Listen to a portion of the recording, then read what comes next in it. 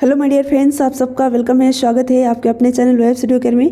Friends, आज का session है सीडीपी का और ये पेपर है फ्रेंड्स 30 दिसंबर 2021 में 30 दिसंबर 2021 में जो आपका ऑनलाइन एग्ज़ाम हुआ था पेपर टू का फ्रेंड्स ये सीडीपी है।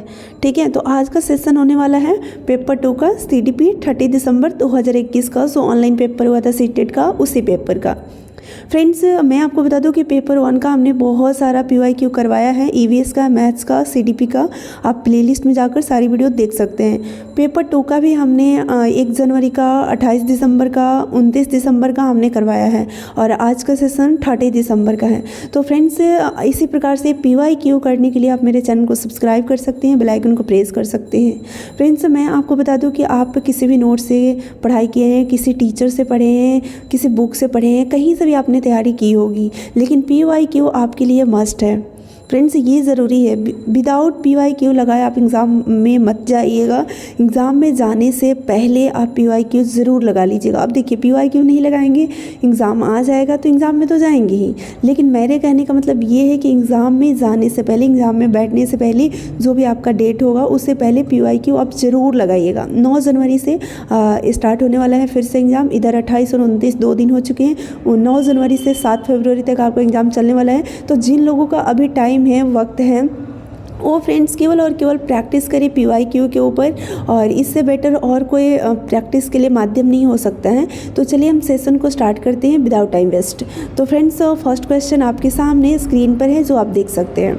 विकास के किस चरण में बहुत से हार्मोन संबंधी परिवर्तन होते हैं तथा अपनी पहचान की सक्रिय खोज पर बल होता है। अब देखिए, यहाँ पर विकास के किस चरण में बहुत से हार्मोन संबंधी, ठीक है, हार्मोन से रिलेटेड चेंजेस देखने को मिलता है। किशोरावस्था में, शैशवावस्था में, प्रारंभिक बाल्यावस्था में, माध्यमिक बाल्यावस्था में। तो फ्रेंड्स, ऑब्वियसली किशोरावस्था में ऐसा होता है। किशोरावस्था में हार्मोन से संबंधित बहुत सारे चेंजेस देखने को मिलते हैं। आगे हम बढ़ते हैं। नेक्स्ट क्वेश्चन है, भाषा विकास केवल शैशवावस्था के दौरान होती है। अब देखिए, यहाँ पर क्वेश्चन क्या कर रहे हैं कि भाषा का विकास केवल शैशवावस्था के दौरान होती है। मतलब केवल ऐसा थोड़ी है कि केवल शैशवावस्था में होगा, आगे भी तो भाषा का विकास होता है।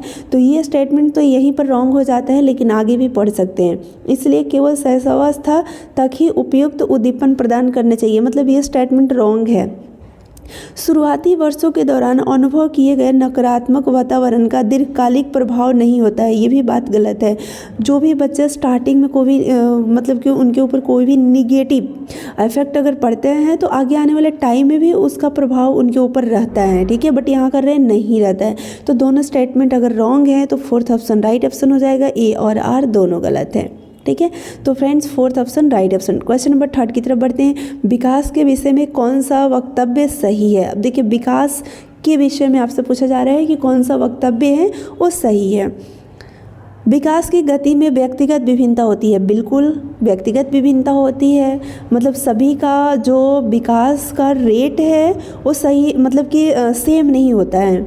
कोई 1.5 साल में बोलते, कोई 1 साल में, कोई 2 साल में बच्चा है ना, मतलब थोड़ा आगे पीछे होता है, रेट सभी का सेम नहीं होता है। तो ये बात सही है। संज्ञानात्मक विकास पूर्णतः आनुवांशिकता द्वारा निर्धारित होता है, ये फ्रेंड्स बिल्कुल क्या है, रॉन्ग है। पूर्णतः आनुवांशिकता की हम बात नहीं करेंगे, वातावरण पर भी निर्भर होता है, वातावरण द्वारा भी निर्धारित होता है। तो ये रॉन्ग हो जाएगा सेकंड स्टेटमेंट।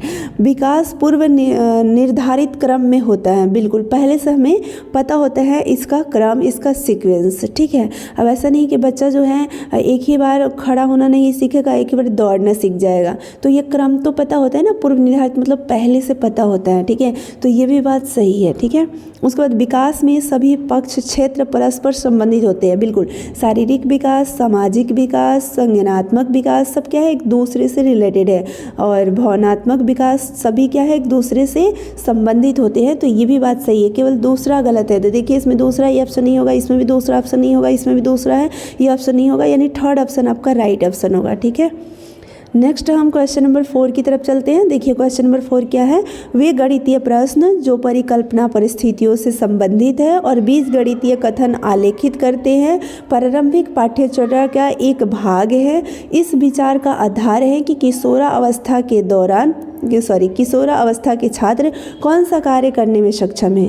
किशोरावस्था के जो छात्र हैं वो कौन सा कार्य करने में सक्षम है? अमूर्त चिंतन, मूर्त पदार्थों के साथ निश्चित क्रियाएं, श्रेणीबद्ध कार्य, वर्गीकृत कार्य। तो इसमें से देखिए फ्रेंड्स, आपका जो ऑप्शन होगा वो हो जाएगा फर्स्ट, अमूर्त चिंतन। जो किशोरावस्था होता है ना, वहाँ पर बच्चे अमूर्त चिंतन वो करने लग जाते हैं। ठीक है, नेक्स्ट क्वेश्चन हम 5th की बात करते हैं।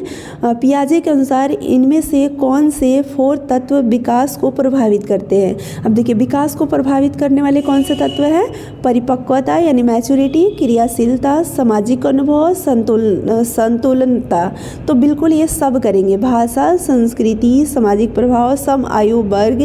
तो ये तो विकास को नहीं प्रभावित करेंगे। जो एक ही जो क्लासमेट है, मतलब कि सम आयु वर्ग, एक ही एज के जो बच्चे होते हैं, सकारात्मक एवं नकारात्मक पुनर्बलन ये प्रभावित करते ही आपसे पूछा जा रहा है। ठीक है, प्रस्तुतिकरण, दंड हटाया जाना, ठीक है, अनुवेंषण, ध्यान, अवरोधन, स्मृति, ये सब क्या है? नेगेटिव टैगवर्ड है। विकास को 4 प्रभावित करने वाले जो तत्व हैं वो है परिपक्वता, क्रियाशीलता, सामाजिक अनुभव, है ना, और संतुलनता। ठीक है, तो यहाँ पर आपका फर्स्ट ऑप्शन राइट ऑप्शन हो जाएगा। आगे बढ़ते हैं नेक्स्ट क्वेश्चन 6 की तरफ। देखिए, लेव वाइगोस्की एवं जीन पियाजे के सिद्धांत में मुख्य भेद क्या है? लेव वाइगोस्की एवं जीन पियाजे के सिद्धांत दोनों में क्या अंतर है, क्या भेद है? बच्चों की अर्थ रचना की प्रक्रिया में भूमिका, वस्तुनिष्ठ और रचनात्मक, बच्चों को सक्रिय निष्क्रिय कार्यकर्ता के रूप में देखना, भाषा एवं सोच के बीच संबंध।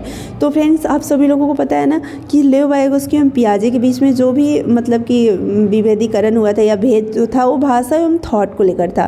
लेव वाइगोस्की बोलते थे कि भाषा से थॉट आता है, पियाजे बोलते थे कि पहले थॉट कॉग्निशन उसके बाद लैंग्वेज। तो इसको लेकर के भेद था, यानी कि थर्ड ऑप्शन राइट ऑप्शन हो जाएगा। हम 7 की क्वेश्चन नंबर 7 की बात करते हैं। लेव वाइगोस्की का विश्वास था कि, क्या विश्वास था? शिक्षा का मुख्य उद्देश्य विद्यार्थियों की स्मृति में तथ्यों को ठोसना, ये था विश्वास। नहीं, तथ्यों को ठोसना, ये सब याद करना नेगेटिव टैगवर्ड हो गया। बच्चे मुख्यतः अकेले काम करके और संज्ञानात्मक अवधारणाओं की खोज करके सीखते हैं। तो बिल्कुल लेव वाइगोस्की तो सामाजिकरण और संस्कृति की बात करते हैं, वो अकेले काम करके इसकी तो बात करते नहीं हैं। अधिगम संरचनात्मक और साथ ही साथ सहयोगात्मक प्रक्रिया, ये तो पॉजिटिव है।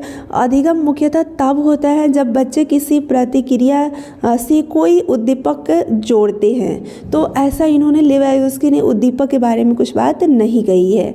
तो ये थर्ड ऑप्शन राइट हो जाएगा, क्योंकि संरचनात्मक और साथ ही सहयोगात्मक प्रक्रिया की बात करते हैं। सहयोग मतलब कि ग्रुप में रह करके, समाज में रह करके वो सीखते हैं। ठीक है, तो थर्ड ऑप्शन राइट ऑप्शन हो जाएगा। आगे हम बात करते हैं क्वेश्चन नंबर 8। क्वेश्चन नंबर 8 पर आप देखिए,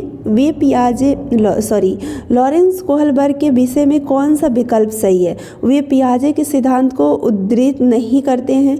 अब देखिए, लॉरेंस कोहलबर्ग के बारे में बात कर रहे हैं, तो ऐसी बात नहीं है। वे नैतिक विकास के 6 स्तरों को 2 चरणों में समेट देते हैं, तो ये भी बात नहीं है। नैतिक विकास के जो 6 चरण है उसमें 3 मतलब कि स्टेज है, उसके अंदर 2-2 लेवल है। ठीक है, तो 3 दूनी 6 आपके लेवल हो जाते हैं, बट यहाँ पर तो 2 चरणों में समेट देते हैं, तो निगेटिव बोल रहा है। उन्होंने बच्चों को हिंज की दुविधा की काल्पनिक स्थिति देकर शोध किया। बिल्कुल, हिंज वाली जो स्टोरी आप लोगों को पता है ना, तो लॉरेंस कोहलबर्ग ने दुविधा बच्चे के काल्पनिक स्थिति दिया था। ठीक है, हिंज की दुविधा वाली काल्पनिक स्थिति दिया था कि बच्चे उस स्थिति में क्या कर पाते हैं। ठीक है, तो ये बात सही है, लेकिन फिर भी आगे हम देख लेते हैं। उनका मानना है कि संज्ञानात्मक विकास क्रम में लड़के और लड़कियों में नैतिकता का विकास भिन्न भिन्न होता है, ऐसा नहीं मानना था। थर्ड ऑप्शन आपका राइट ऑप्शन हो जाएगा। क्वेश्चन नंबर 9 की तरफ बढ़ते हैं। एक प्रगतिशील कक्षा में अध्यापकों को क्या करना चाहिए? प्रगतिशील कक्षा में उपदेशक होना चाहिए एवं सदा कक्षा को नियंत्रण कंट्रोल, ये एकदम निगेटिव टैगवर्ड है। ठीक है। इसके अलावा आप देखिए छात्रों के पूर्व ज्ञान और अनुभवों को महत्व देना चाहिए, एकदम बिल्कुल पॉजिटिव है। छात्रों का जो पहले का ज्ञान है और जो उनके पास एक्सपीरियंस है उसको हमें इम्पॉर्टेंस देना चाहिए। केवल बाह्य उत्प्रेरणा पर बल देना चाहिए, बाहरी उत्प्रेरणा पे, यानी कि एक्सटर्नल मोटिवेशन पर, तो ऐसा नहीं है, ये भी गलत है। छात्रों को आलोचनात्मक तरीके से सोचने पर प्रोत्साहित करना चाहिए, बिल्कुल क्रिटिकल तरीके से जो भी वो सोच रहे हैं उसके लिए प्रोत्साहित करना चाहिए। यानी कि सेकंड और फोर चाहिए, तो सेकंड और फोर आपके सेकंड ऑप्शन में है, तो सेकंड ऑप्शन आपका राइट ऑप्शन हो जाएगा। आगे बढ़ते हैं क्वेश्चन नंबर 10। मूल्यांकन को क्या सूचित करना चाहिए। अब देखिए यहाँ पर वह कार्य जो विद्यार्थी नहीं कर सकता है, मूल्यांकन का मतलब क्या होता है, एवेल्युएशन, है ना। तो एवेल्युएशन को क्या सूचित करना चाहिए, असेसमेंट होता है, तो असेसमेंट को क्या सूचित करना चाहिए पूछा जा रहा है। तो जो मतलब कार्य विद्यार्थी नहीं कर सकते हैं उसको सूचित करना चाहिए, तो ऐसा नहीं है, बिल्कुल ये तो रॉन्ग है ना। दूसरों की तुलना यहाँ पर नहीं करना है। विद्यार्थी क्या और कैसे सीख रहा है, क्या विस्तृत ब्यौरा, बिल्कुल। मूल्यांकन का मतलब यही होता है कि बच्चे कैसे सीख रहे हैं और क्या सीख रहे हैं। उपयुक्त उपनाम जैसे मंदबुद्धि, कुशल बुद्धि इत्यादि से विद्यार्थियों का उल्लेख करना है, तो बिल्कुल एकदम गलत है, महा रॉन्ग ये है, क्योंकि हम बच्चे को मंदबुद्धि बोलेंगे, जो पढ़ने में ठीक है उसको कुशल बुद्धि बोलेंगे, मूल्यांकन का ये मतलब नहीं होता है। तो third option right option. Question number 11 में है राष्ट्रीय शिक्षा नीति 2020 में प्रस्तावित समग्र 360 डिग्री बहुआयामी उन्नति पत्र को क्या दर्शाना चाहिए। विद्यार्थी के प्रदर्शन की दूसरे प्रदेशों में विद्यार्थियों के अंकों से तुलना। देखिए यहाँ पर जहाँ पर तुलना की बात आएगी ना, ये नेगेटिव टैग वर्ड होता है, ये आंसर आपका नहीं होगा। विद्यार्थियों की संज्ञानात्मक, भावात्मक, मनोज्ञात्मक आयामों में प्रगति, बिल्कुल ये बात की गई है। विद्यार्थियों के संज्ञानात्मक क्षमताओं के अनुसार सही पहचान कर 8 बिंदु श्रेणी पैमाने पर नामांकन। देखिए ये भी निगेटिव टैग वर्ड है। विद्यार्थियों के अवधारणाओं में कमियां जिन पर अभिभावकों को मेहनत करनी चाहिए। अभिभावक क्यों मेहनत करेंगे, उनकी विद्यार्थियों के अंदर जो भी कमियां हैं, तो ये भी मतलब नहीं, सबसे बेटर ये है, ठीक है, सेकंड ऑप्शन। आगे हम बढ़ते हैं 12। पाठ्य पुस्तकों में स्त्रियों का केवल नारीवाद विशेषताओं जैसे पालन पोषण, देखभाल करने वाली, संवेदनशील के रूप में चित्रण किसका उदाहरण है। अब देखिए अगर हम किसी भी पाठ्य पुस्तक में नारी के लिए हम ये दिखा रहे हैं कि नारी का काम पालन पोषण करना होता है, देखभाल करना होता है ना, ऐसी मतलब संवेदनशील स्थिति का हम चित्रण करके दिखाते हैं, तो इसका मतलब ये क्या हुआ, स्त्रियों की जन्मजात क्षमताओं का चित्रण, ऐसा कुछ भी नहीं है। स्त्री का जन्मजात ये क्षमता इसको नहीं बोलेंगे, और इसके अलावा और भी काम स्त्रियां कर सकती है। जेंडर पक्षपात, बिल्कुल ये जेंडर पक्षपात की बात कही जाएगी कि इसमें जेंडर पक्षपात का ये उदाहरण है। जेंडर समानता, समता ये नहीं हो सकता। Second option right option.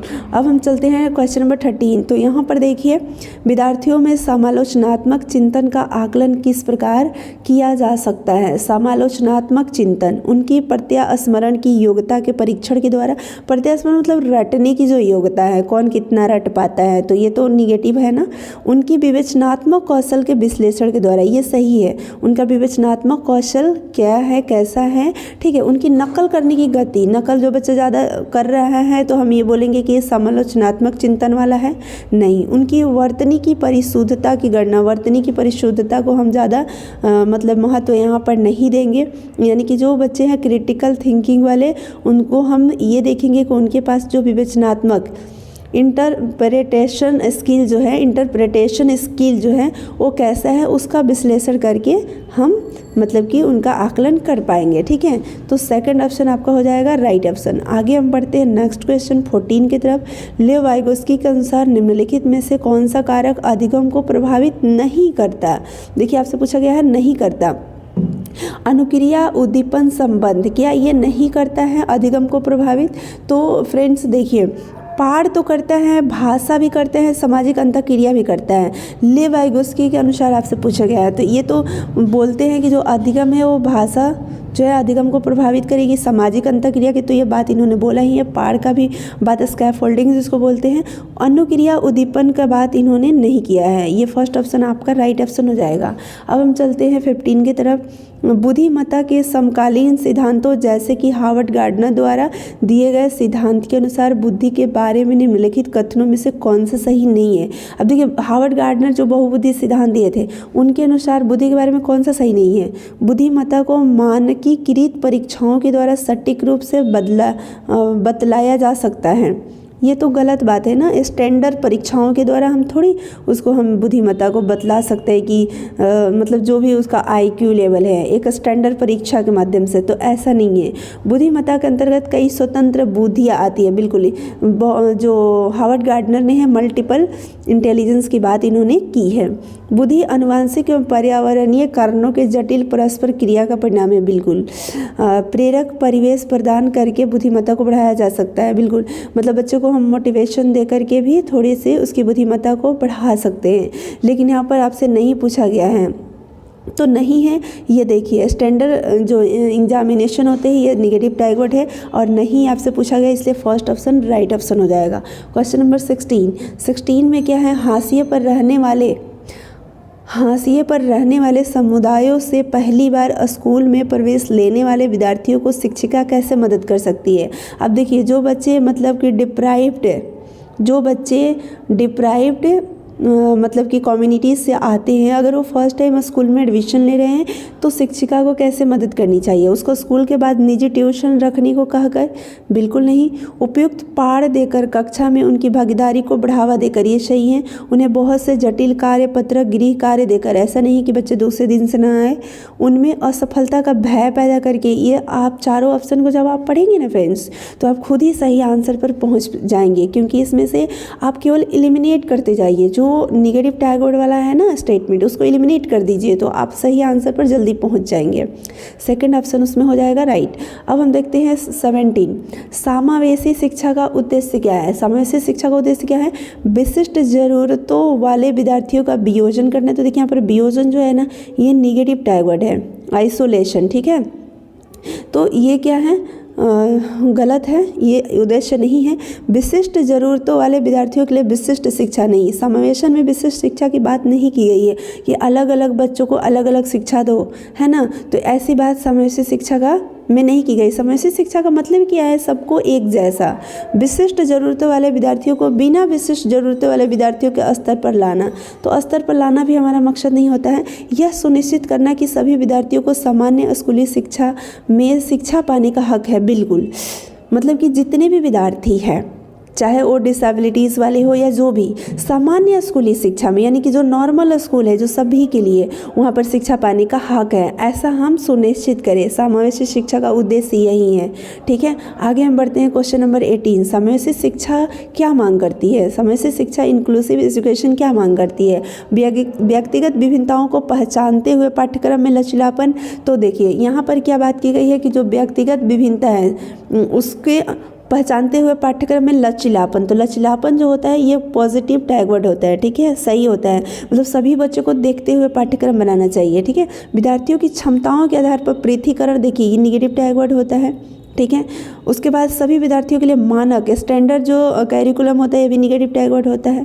विशिष्ट जरूरतों वाले विद्यार्थियों के लिए केवल जो होता है ये निगेटिव टैगवर्ड होता है। केवल व्यावसायिक शिक्षा की प्रबंधन करना, तो ये तीनों तो ऐसे ही आपका रॉन्ग हो गया, यानी कि फर्स्ट ऑप्शन आपका राइट ऑप्शन हो जाएगा। यानी कि सभी बच्चों की जो व्यक्तिगत विभिन्नता है उनको देखते हुए पाठ्यक्रम में लचीलापन रखना। अब आगे देखते हैं क्वेश्चन नंबर 19, पठन वैकल्य वाले विद्यार्थियों की पहचान किन अभिलक्षणों द्वारा की जाती है। यानी कि इसको इंग्लिश में बोलते हैं डिसलेक्सिया। तो डिसलेक्सिया वाले जो स्टूडेंट हैं उनकी पहचान हम कैसे कर पाएंगे। शब्दों की पहचान, विसंकेतन और वर्तनी में संघर्ष, यानी कि वो वर्तनी में संघर्ष कर रहे हैं, स्ट्रगल कर रहे हैं, विसंकेतन और शब्दों की पहचान करने में उनको प्रॉब्लम हो रही है। तो बिल्कुल फ्रेंड्स, जिनको पढ़ने में समझने में कठिनाई होती है उसको बोलते हैं कि डिसलेक्सिया से वो प्रभावित है। तो फर्स्ट ऑप्शन हो जाएगा। इसे ध्यान केंद्रित न कर पाना, अति क्रियाशीलता, आवेगशीलता, ये तो होता है ADHD, ठीक है। तो ये नहीं हो जाएगा। मौलिकता, प्रवाह, लचीलापन, मांसपेशियों के संचालन, है ना, ये सब नहीं होगा, ठीक है। फर्स्ट ऑप्शन डिसलेक्सिया में पढ़ने और समझने में जो दिक्कत होता है। अब हम देखते हैं क्वेश्चन नंबर 20, निम्नलिखित में से कौन से अभिलक्षण एक प्रतिभाशाली विद्यार्थी की पहचान नहीं है। अब यहाँ पर पूछा गया है कि प्रतिभाशाली गिफ्टेड जो स्टूडेंट होते हैं उनकी पहचान नहीं है। निरंतर प्रवृत्ता, अभिमुखीकरण, व्यवहार। अभी ये क्या सही है? निरंतर मतलब कि वो प्रवीण अभिमुखी व्यवहार करते हैं, ये तो बात सही है, लेकिन नहीं हमसे पूछा गया है ना समकक्षियों की तुलना में उच्चतर सामाजिक कौशल एवं परिपक्वता, ऐसा नहीं है। देखिए ये निगेटिव हो गया, समकक्षी की तुलना में, यहाँ तुलना वर्ड जो है वो निगेटिव है। स्वतंत्र रूप से समस्या समाधान, बिल्कुल ये तो पहचान है। बौद्धिक जिज्ञासा उनके अंदर होता है, तो ये सब सही है, लेकिन नहीं हमसे पूछा गया, इसलिए सेकंड ऑप्शन राइट ऑप्शन हो जाएगा, क्योंकि सेकंड हमारा निगेटिव ऑप्शन है। अब हम देखते हैं 21, पौधों पर चर्चा करते हुए एक शिक्षक ने पाया कि कई बच्चों को इस संकल्पना के संबंध में भ्रांतियाँ हैं। इस संदर्भ में शिक्षक को विद्यार्थियों को उनकी भ्रांतियों की पहचान करने में मदद करनी चाहिए, समझ का दोबारा निर्माण करना चाहिए। ये बात सही है क्या? तो बिल्कुल फ्रेंड्स ऐसा करना चाहिए, जो भी भ्रांति है बच्चे के अंदर उसको पहचानने में मदद करना और समझ का दोबारा से फिर से निर्माण करना कि नहीं बच्चे ऐसे नहीं ऐसे होता है। कोई भी अगर मिसकंसेप्शन किसी चीज़ को लेकर बच्चे के अंदर अगर बैठा है कि नहीं पेड़ चलते हैं, ठीक है, अगर बच्चे अपने मतलब कि गाँव से कहीं दूसरी जगह जा रहे हैं, उन्होंने देखा कि गाड़ी में बैठने के बाद कि पेड़ चलते हैं, तो एक मिसकंसेप्शन बच्चे में बैठ गया कि पेड़ चलते हैं, तो टीचर को क्या करनी चाहिए? उनकी भ्रांति को पहचानने में मदद करनी चाहिए, उनका हेल्प करनी चाहिए कि नहीं ये देखो ऐसा नहीं होता है, पेड़ चलते नहीं, पेड़ वहीं रहते हैं, हम गाड़ी में बैठे होते हैं, हम चल रहे होते हैं। यानी दोबारा से जो भी उसका कॉन्सेप्ट है उसका निर्माण करवाना, ठीक है। ऐसी भ्रांति पालने के लिए विद्यार्थियों को सजा देनी चाहिए। निगेटिव टैग वर्ड हो गया, तो ये बिल्कुल नहीं होगा। स्पष्ट रूप से भ्रांतियाँ की ओर संकेत करना और याद करने के लिए सही जानकारी देना, ये भी निगेटिव टैग वर्ड है। देखिए याद वर्ड आ गया और साथ में हम भ्रांति की ओर संकेत करके और याद करने के लिए क्यों हम उनको जानकारी देंगे, ठीक है। विद्यार्थियों को बौद्धिक रूप से तुच्छ यहाँ पर नामीकरण करना। अब देखिए यहाँ पर नामीकरण करना जो है ना, ये क्या है?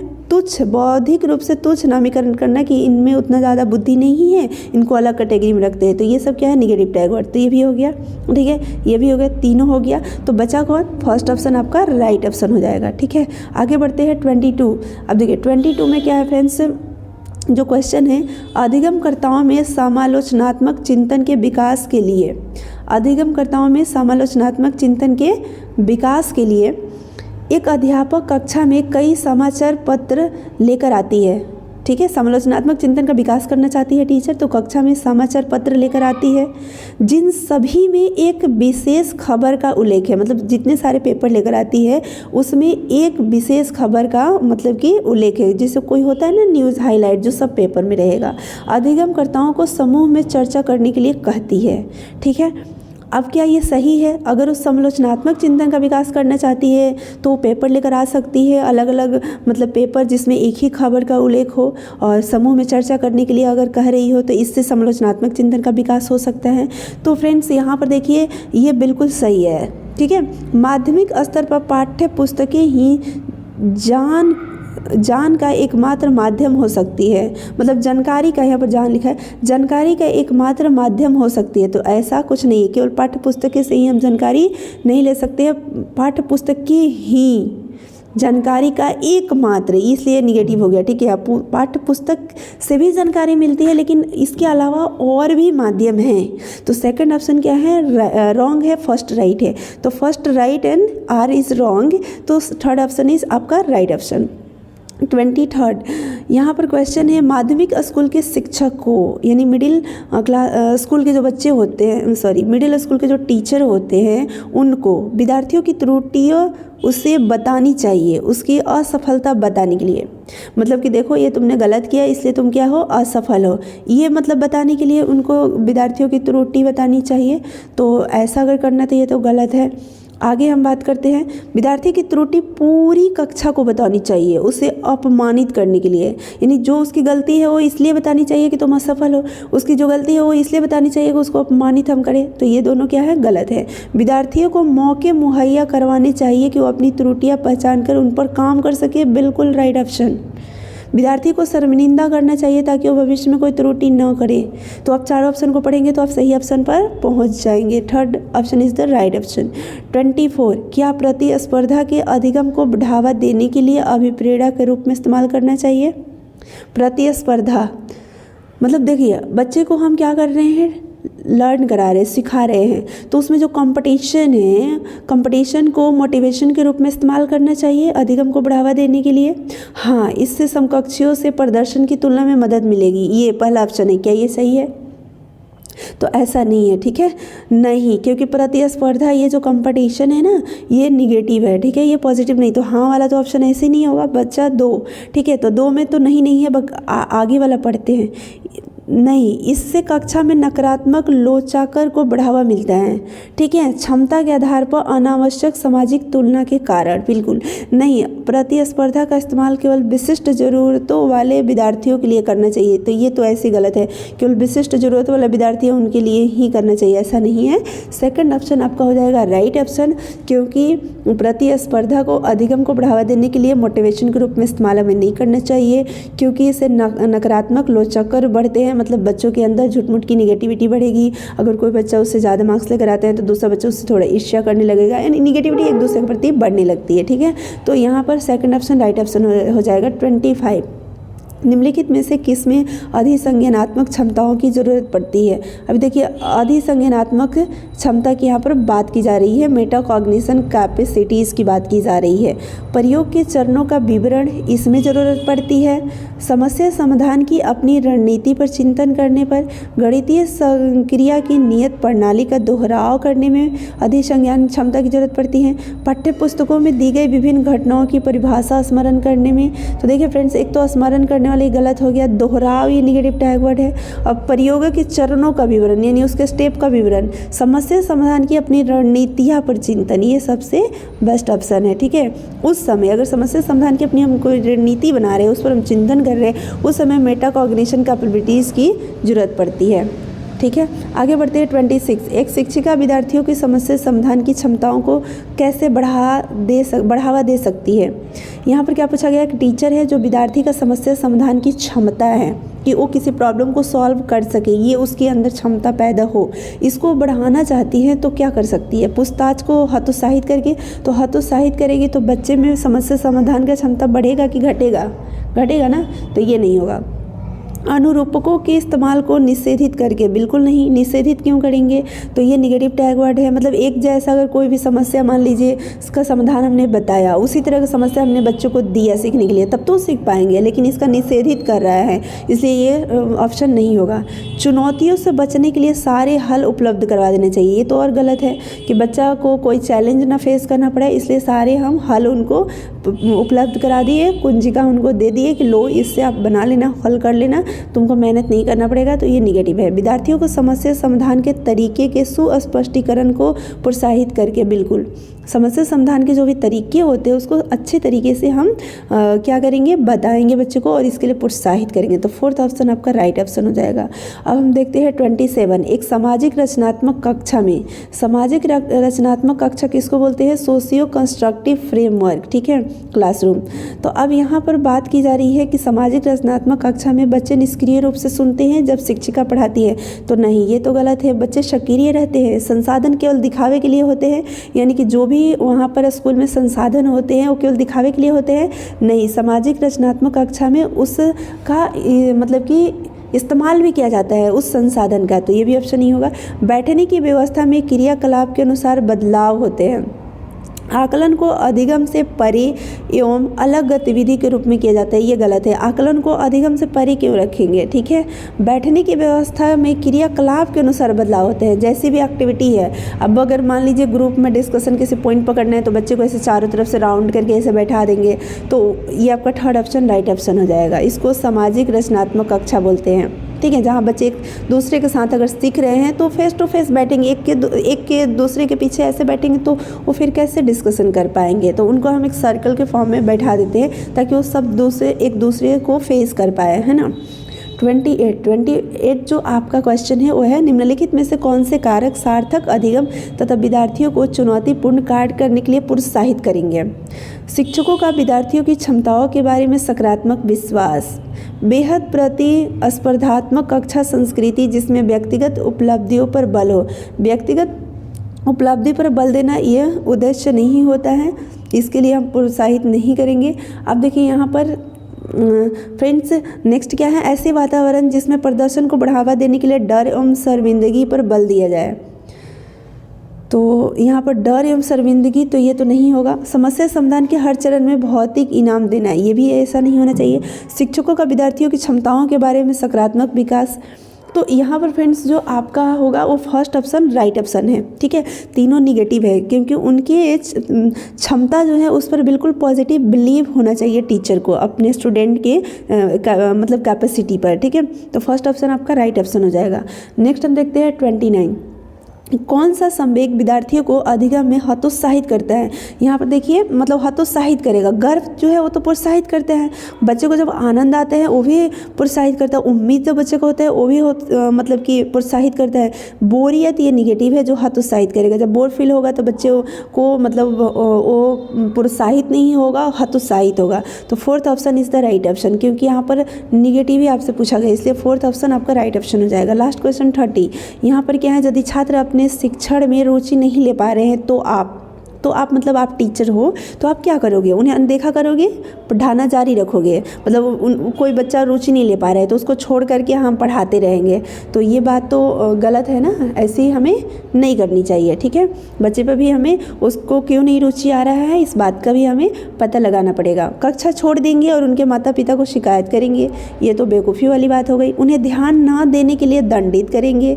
अब बच्चे में रुचि नहीं आ रही है, हम पढ़ा रहे हैं तो कहीं हमारे अंदर कमी हो, हम उस तरीके से नहीं पढ़ा रहे हो जिससे बच्चे इंटरेस्ट नहीं ले रहे हैं, तो अपने अंदर हम सुधार करेंगे ना कि बच्चे को दंडित करेंगे। तो ये तीनों ऑप्शन तो आपका रॉन्ग हो गया। तो राइट ऑप्शन कौन सा होगा, फोर्थ होगा। अपनी शिक्षण विधियों पर चिंतन करेंगे और वैकल्पिक विधि यानी कि दूसरा अल्टरनेट विधि का हम फिर प्रयोग करेंगे। इसलिए फ्रेंड्स यहाँ पर फोर्थ ऑप्शन राइट ऑप्शन हो जाएगा। और इसलिए मैं आप लोगों से भी बोलती हूँ कि आप सभी लोग कमेंट करके ज़रूर बताइएगा अगर आपको चीज़ें समझ में नहीं आ रही होगी तो, और दूसरे कुछ हम अप्लाई करेंगे या ट्राई करेंगे जिससे कि आप लोगों को समझ में आए। तो इसलिए एक बार ज़रूर आप कमेंट बॉक्स में कमेंट करके बताइएगा कि आज का सेशन आपको समझ में आया या नहीं आया। ये 30 क्वेश्चन हमने 30 मार्क्स का डिस्कशन किया, CDP का किया, और ये CDP पेपर 2 का था जो कि 30 दिसंबर 2021 में आपका ऑनलाइन पेपर हुआ था। वही पेपर सेम पेपर और ऑफिशियल आंसर की के साथ आपके साथ डिस्कशन किया गया है, जिसमें किसी प्रकार का कोई किंतु परंतु कोई डाउट आपका नहीं होगा, कोई आंसर यहाँ पर रॉन्ग आंसर नहीं बताया जाता है फ्रेंड्स। तो इसलिए आप चैनल को अभी तक सब्सक्राइब नहीं किए हैं या न्यू हैं अभी चैनल पर, तो आप चैनल को सब्सक्राइब जरूर की लीजिएगा, बेल आइकन को प्रेस कर लीजिएगा। वीडियो पसंद आई होगी तो लाइक शेयर जरूर कीजिएगा। बहुत सारे बच्चे का फ्रेंड्स 9 जनवरी से बहुत सारे स्टूडेंट का 9 जनवरी से सीटेट का एग्ज़ाम स्टार्ट होने वाला है, तो उन लोगों के लिए ये PYQ का डिस्कशन जो है बहुत ज़्यादा हेल्पफुल होने वाला रहेगा। तो इसलिए आप शेयर जरूर कर दीजिएगा ताकि और लोगों को भी इससे बेनिफिट मिल सके। तो इस सेशन में इतना ही, फिर मिलते हैं नेक्स्ट सेशन में। मैथमेटिक्स का 30 क्वेश्चन लेकर आएंगे नेक्स्ट सेशन में फ्रेंड्स, पेपर 2 का। तो तब तक आप सभी लोग अपना पढ़ाई करते रहिए, जो भी आपकी तैयारी हो रखी है उसका प्रैक्टिस करते रहिए, हंसते रहिए, मुस्कुराते रहिए। All the best. Thank you. All the best friends.